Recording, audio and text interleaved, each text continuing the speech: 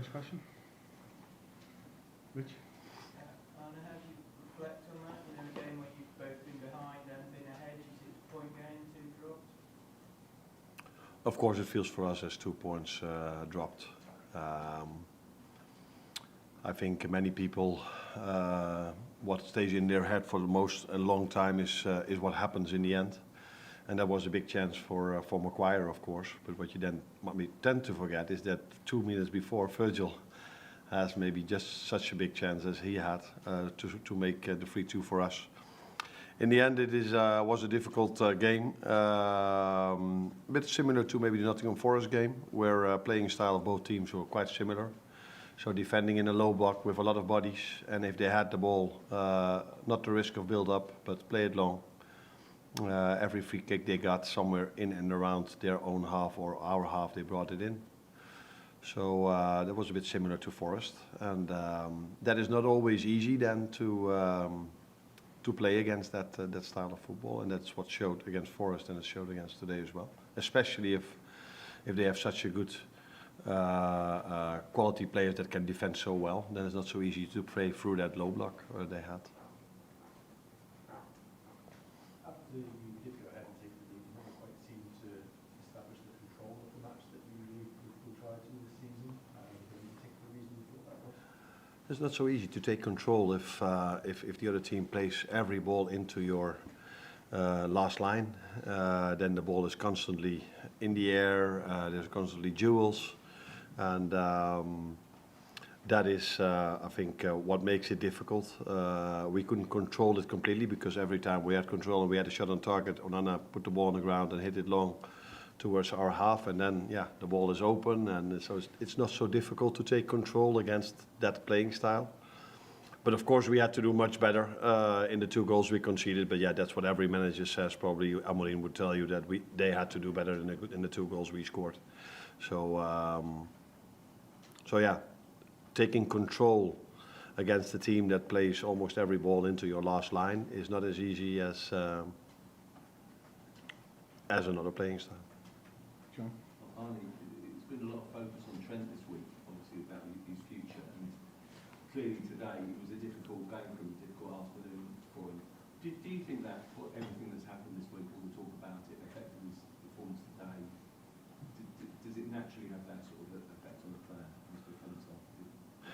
Yeah, I don't believe in those things, but it's I think 9 out of 10 people will tell you that it affected him, but I'm one of the 10 that tells you that I don't think that affected him. What affected him is that he had to play Bruno Fernandes and Diogo Dalot, which are 2 starters for Portugal. Great players, and we have a fantastic player here with Diogo Jota, and he's not even playing for Portugal, so mostly he's not playing. So that tells you how much quality United has. And if these players set themselves to a game, and that is what United once in a while do, then it's very difficult to play against them. And I think that is more difficult for Trent to play against Bruno Fernandes and Diogo Dalot than it is the rumors that were there during the week. But that's my opinion, and probably everybody's going to tell you that it had to do with the rumors, but my opinion is different. Well, Was it the fact that you had to play both players? Was that why was he left just in that situation? Nah, it wasn't that he had to play them on his own against those 2, because Ryan was 9 out of 10 times close to that situation, but he was many times faced in a 1v1 situation against those players. Now, I always tell you how difficult it is for the other team to be in a 1v1 situation against Mo Salah or against Cody Gakpo, Lucio Diaz, or all the other ones we have. And these players also have special qualities, and I think the best way you could see this was the last 10 to 15 minutes. In the first 70 to 80, they almost played every ball long, but after the 2-2, the game was completely open, and then you could even see even better how much quality they have if they try to play the ball over the ground. But it was clear that Trent had some difficult moments, as we as a team had. But that is also for Trent not the first time. I think for the majority of the games he played for this club, they were very good. But I can't believe if people tell me that he's never played a bad game for this club. So that probably have happened before, and mostly I think against quality players like United have, especially in the positions he had to face. Real last one. What was the main penalty box basically, how What caused me to Why was Canate picked ahead of Joe Francis and how to be before coming in? because he was fit. Is he okay? Is he okay himself? Yeah. If he wouldn't, then we wouldn't have started him. Then he doesn't train with us. So the moment he starts to train with the team, he's fit again. And it's not to say that he can immediately play 2 games a week, but he can definitely play 90 minutes then, like he showed today.